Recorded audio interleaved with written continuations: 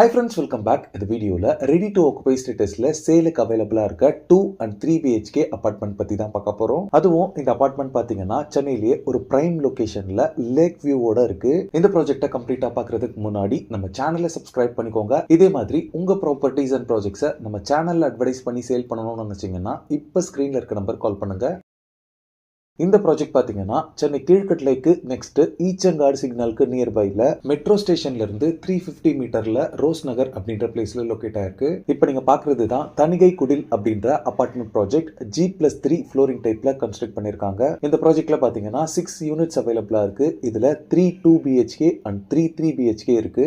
Ground floor ஃபுல்லாவே பாத்தீங்கன்னா பார்க்கிங்காக கொடுத்திருக்காங்க. எல்லா அபார்ட்மெண்ட்டுக்குமே செப்பரேட்டா ஸ்பேஷியஸான கார் பார்க்கிங் கொடுத்திருக்காங்க. இந்த அபார்ட்மெண்டோட டோட்டல் லேண்ட் ஏரியான்னு பாத்தீங்கன்னா 2875 ஸ்கொயர் ஃபீட்டா இருக்கு.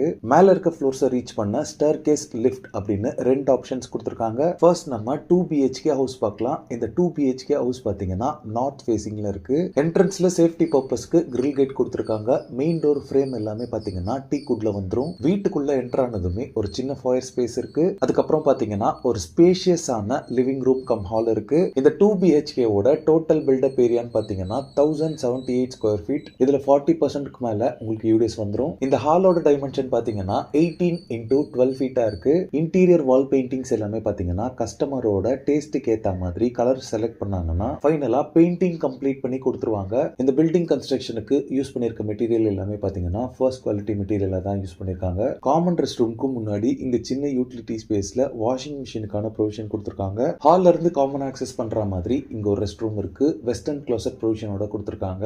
நெக்ஸ்ட் இந்த ஹவுஸோட கிச்சன் பார்க்கலாம். கிச்சன் கவுண்டர் டாப் பாத்தீங்கன்னா எல் ஷேப்ல கிரானைட் ஃபினிஷிங்ல பண்ணிருக்காங்க. எஸ்எஸ்ல சிங்க் ப்ரொவைட் பண்ணிருக்காங்க. நல்ல வென்டிலேஷனோட இருக்கு. ஓவராலா இது ஒரு ஸ்பேஷியஸான கிச்சனா இருக்கு. இந்த கிச்சனோட டைமென்ஷன் பாத்தீங்கன்னா 11.1 into 7.1 ஃபீட்டா இருக்கு. கிச்சன் ஸ்டோரேஜ்க்கு நிறைய ஷெல்ஃப் பார்ட்டிஷன்ஸ் அண்ட் பெரிய லேஃப்ட் எல்லாமே ப்ரொவைட் பண்ணிருக்காங்க.